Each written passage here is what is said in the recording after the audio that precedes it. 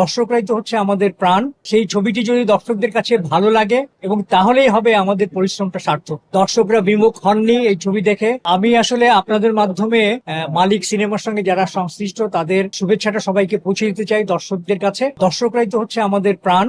দর্শকরা যদি আসেন সিনেমা দেখতে তাহলে কিন্তু আমাদের চলচ্চিত্র, আমাদের সিনেমা সমৃদ্ধ হবে। আর আমাদের শুভ মিম তারা যে পরিশ্রম করেছে, সাইফ চন্দন যে পরিশ্রম করে ছবিটি তৈরি করেছে, সেই ছবিটি যদি দর্শকদের কাছে ভালো লাগে এবং তাহলেই হবে আমাদের পরিশ্রমটা সার্থক। আমরা প্রত্যেকেই এই ছবির সঙ্গে সংশ্লিষ্ট আছি। বিশেষ করে আমি ধন্যবাদ দেব প্রযোজককে, কারণ স্যান্ডেলিনা সো, রূপচর্চায় আভিজাত্য।